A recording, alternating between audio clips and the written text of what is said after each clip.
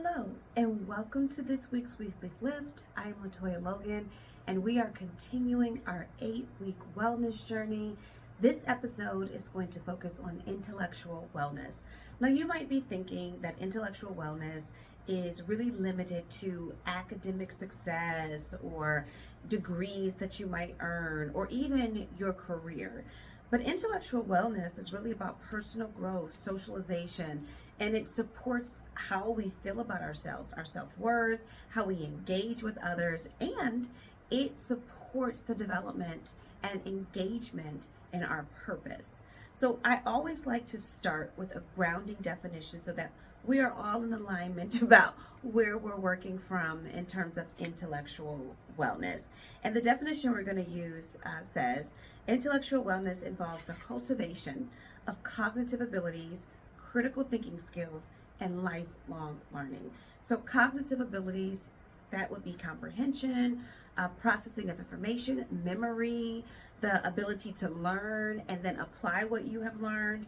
Critical thinking is going to be your problem solving skills, your ability to engage in conflict resolution and recover from difficult situations without crisis. And lifelong learning is all about our ability to really understand that what we know today may vastly change tomorrow. And so the best thing we can do is to remain open. I have met countless people who struggle with their purpose and with joy in their life simply because they are unwilling to challenge a long-held belief or to challenge habits that they think are now a part of who they are. It's so important to understand that the more you learn, the more information you allow in should result in some shifts in the way that you think about yourself and others, in the way that you truly embrace diversity and diversity of thought, diversity of perspective, diversity of experiences, diversity of just belief systems across the board is going to support your overall personal growth, which is so important to our well-being. When we feel as though we are growing, we can feel it. We really can see it, but more other people can see it. And then we start to be responded to in a healthier way, particularly if we're overcoming some maybe not healthy behaviors or ways of thinking or engaging that we may have had. So intellectual wellness is really about building upon your purpose and supporting that purpose by allowing and welcoming in new information. It isn't easy to challenge your beliefs because sometimes, we're 19 years old and we're like, I believe in this one thing. And maybe that belief system helped you to get from 19 to 25. But at 25, that belief system is no longer serving you and may actually be a hindrance to your overall growth. Intellectual wellness is about engaging in self-reflection and truly asking yourself if what you understand and what you believe today is truly representative of not just who you are today, but where you would like to be tomorrow. So think about intellectual wellness as truly an evolutionary process that you're in charge of based on your willingness to allow in new information, to allow in critique. And I know that that word is difficult. To be criticized is hard for us. I can't tell you how badly I wish I could go back in time and get rid of this concept of hating. Everybody is, oh, they said something that I don't like. They've criticized something I've done. They're hating on me. All criticism isn't hating. Some criticism is 100% valid, and it is that criticism that will help you get to the next level. But if you are looking at criticism as only a negative thing, as somebody's trying to take something from you, someone is trying to attack you, then it's very difficult to build an intellectual wellness practice that will support your overall purpose. So I want you, if you are a person who consistently is adverse to negative feedback or what you think is negative feedback simply because it is criticism, it is critical of something you have done, or it isn't 100% supportive of what you are doing, ask yourself Is there any truth in the statement? I teach my clients, I hope, that they are to treat criticism and compliments the exact same. Consider the source. If the person who's criticizing you has a negative perspective and they have a history of treating you in a bad way, then maybe you don't pay attention to that. But if the person who is criticizing you is coming from a place of healthy support and positivity and really are focused on you reaching your goals, then you consider it. Don't take every compliment and don't take all pieces of criticism, but consider the source and ask yourself, is there any validity in what is being said? So, intellectual wellness is directly tied to our overall wellness goals and living a life that is thriving and full of joy and is reflective of not just our suffering, but our aspirations and our growth. So intellectual wellness helps to stimulate our self-confidence, because when we learn a new skill, when we understand something different or at a deeper level, then we are changed in that moment. And we're changed because we now are like, ooh, I'm able to do something. I understand this thing and I can apply it so I can impact my life, but also people I love. It helps with self-awareness, and I think this is definitely an area that we struggle with. The ability or the capacity to engage in self-reflection and self-correction. So it isn't that we've sat and we're like, oh, I need to change that. It's, I understand how this is impacting me in an unhealthy manner, or in a manner that just isn't moving me into the next phase of where I want to be. And so this is what I'm willing to do in response to that. So it's self-reflection and self-correction. And that can happen by talking to yourself, journaling, taking some time to really think about what is working in your life and what may not be working in your life. Intellectual wellness feeds our sense of purpose. The more we read, the more exposure we have, it elevates the way that we think. And so then that elevates the way that we engage with others. But more importantly, it elevates what we believe is possible for ourselves. I believe in the 3 E's when you're thinking about purpose and really trying to obtain a goal.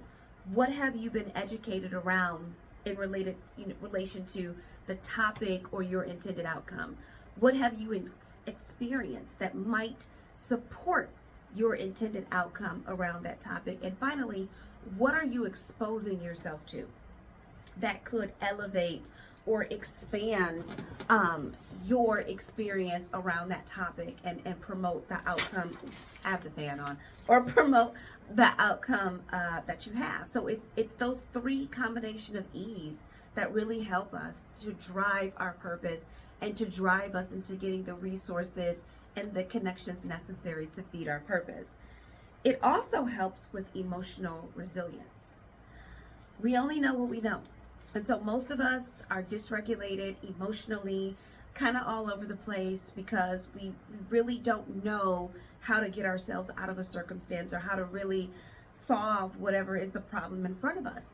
When we engage in intellectual wellness, that means we're engaging in new information, new people who may actually have different perspectives in how they're living, people who might actually have overcome a thing that we have not figured out how to overcome.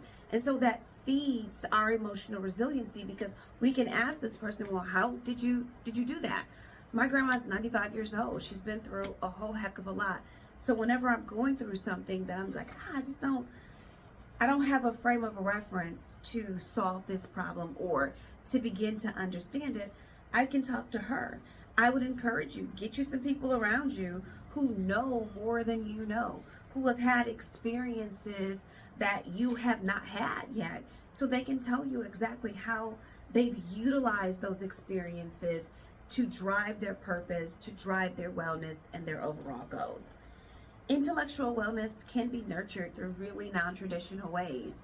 Again, yes, academics, obtaining a degree, going through formal education is certainly going to support intellectual wellness. However, creativity can't be forgotten. So artistic pursuits are just as important as academic pursuits. If you like to draw, if you are like to color, I love mandalas and coloring them. My clients love them as well because they do provide a sense of calm and regulation when you might be feeling overwhelmed or dysregulated. So that's an opportunity. Music, being, creating music or being around creative people can also spark creativity in you that then supports your intellectual wellness. Anytime you can engage in an activity that promotes self-expression of your most authentic self, your most free self, you're going to be supporting intellectual wellness and you're going to be really engaging in what would be your purpose. Other ways is through volunteering.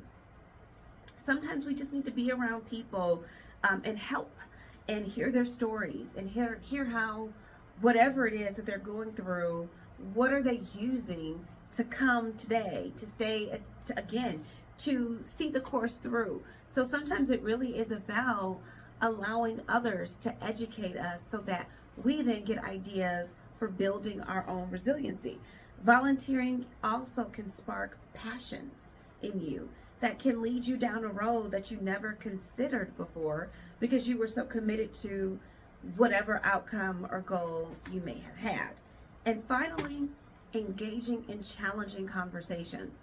If every single person around you thinks the same, behaves the same, engages in the same activity, you are living a very limited life. You need to have people around you who don't necessarily agree with everything you're doing, or at the very least are not interested in the things you are doing and are doing their own thing. We need people to push back, to challenge us. If you can't defend a belief that you have without arguing or becoming belligerent and disrespectful, then it's a belief you really don't understand. So challenging conversations helps us to clarify our values, clarify our desires, our wants, our outcomes.